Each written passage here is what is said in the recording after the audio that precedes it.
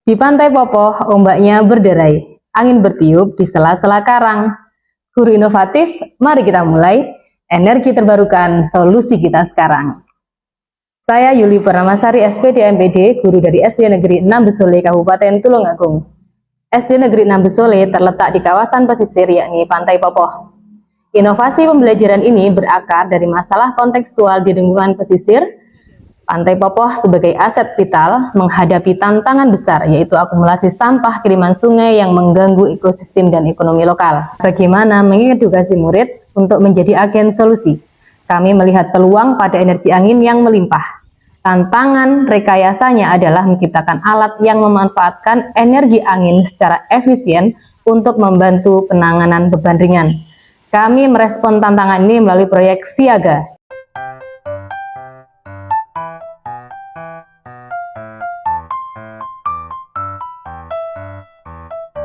Assalamualaikum warahmatullahi wabarakatuh. Bentuk sabda dua mulai.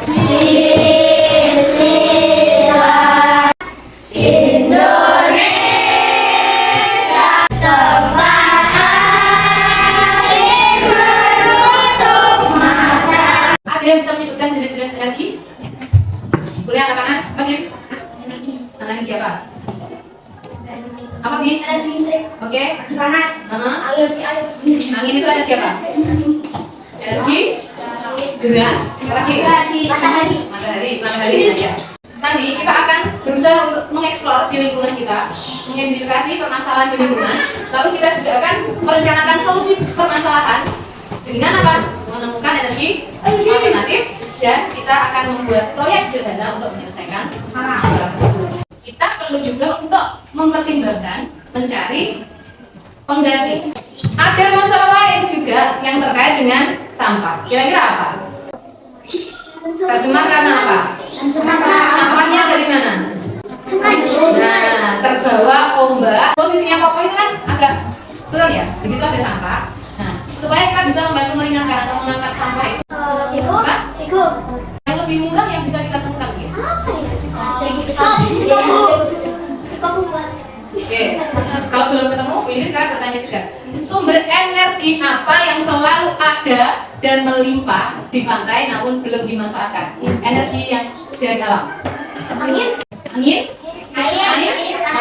Kira-kira apa yang akan bisa kita gunakan untuk mengangkat sampah tadi? Untuk mengatasi masalah yang telah dibahas tadi, murid-murid ditantang untuk merancang sebuah alat yang dapat mengangkat beban dari bahan yang sudah tersedia. Kriteria alat tersebut harus mampu mengangkat beban minimal 5 gram dari permukaan hingga ketinggian minimal 20 cm.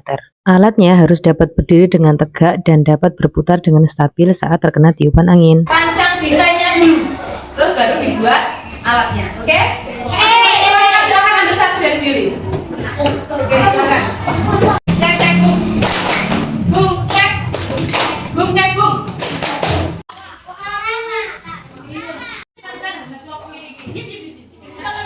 Murid berdiskusi dengan kelompoknya untuk mengetahui faktor-faktor yang dapat mempengaruhi kecepatan putaran baling-baling. Selanjutnya, menggambar desain sederhana pada tempat yang telah disediakan.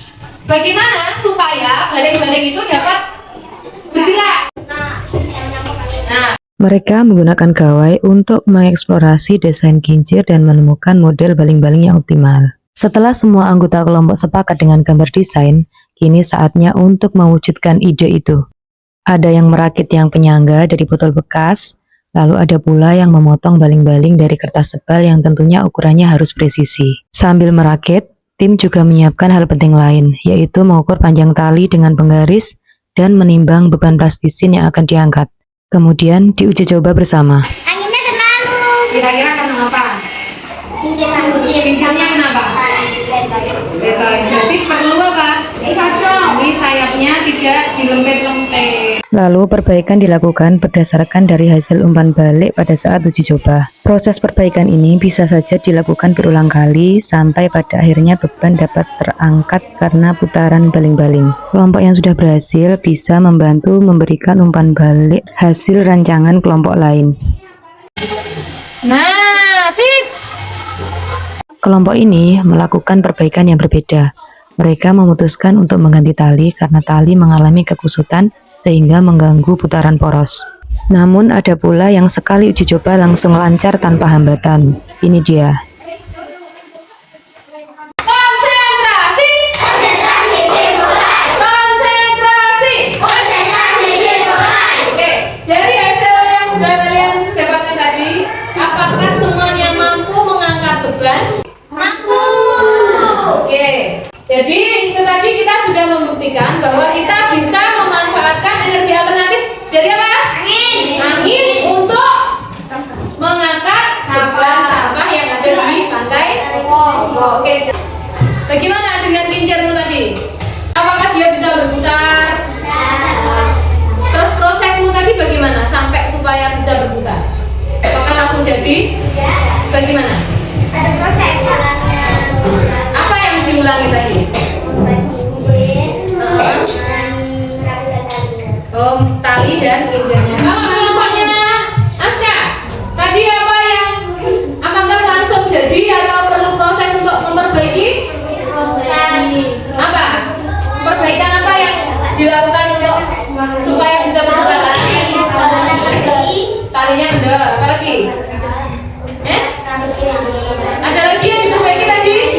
Yang melakukan apanya? Lagi.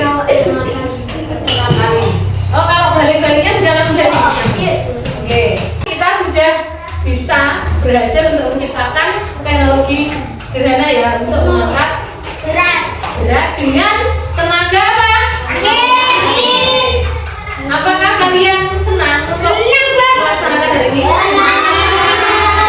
Selanjutnya nanti kalian sudah bisa kira-kira ini bisa diterapkan apa tidak? Ini ya hasilmu. Nah, ini ketinggiannya bisa berbeda. Bebannya ada yang berbeda ya. Ada yang 2, ada yang 1. Bahkan untuk porosnya ternyata juga sama atau berbeda? Ada yang pakai poros apa? Pensil, ada yang pakai poros? Yang ini langsung bisa berputar. Ini agak proses ya, karena mungkin penancapannya apa? Hasilnya berbeda. Jadi sebenarnya ada banyak energi pengganti ya, dan itu perlu kita terus cari. Terima kasih ya sudah berproses hari ini, dan semoga apa yang kita pelajari hari ini dapat bermanfaat untuk kedepannya ya. Kita bisa mengangkat apa saja kalau nanti kalian berada di Pantai Popo, selain mengangkat sampah dari bawah kayak yang lautnya ke atas dengan teknologi angin. Nah, ikanmu yang dari mana? Perahu di dalam ekono diangkat. Siap untuk terus berbenah? Siap. Assalamualaikum warahmatullahi wabarakatuh. Kita tadi membuat kincir angin dari botol bekas dan kertas origami. Tidak perlu diberi bahan bakar atau elektronik lainnya. Karena bisa membuat kincir angin dengan kelompok saya. Tadi ada yang dibetulkan beberapa kali, aku kincir dan tali. Terus saya aku betulkan kincir dan tali. Soalnya talinya belibet, nggak bisa diatur. Tapi akhirnya jadi? Ya, Bisa berputar? Senang nggak ketika berputar? senang sekali. Ulangi lagi biasanya? Mau. Iya, siap. Terima kasih. Sama-sama.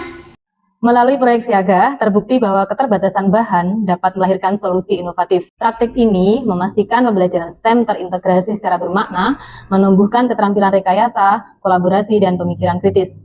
Inilah langkah nyata kami menyiapkan generasi penerus yang inovatif. Kami berharap proyek Siaga dapat menginspirasi sekolah lain untuk menjawab tantangan lokal dengan solusi yang cerdas dan berkelanjutan. Terima kasih atas perhatian dan apresiasi Bapak Ibu terhadap inovasi ini.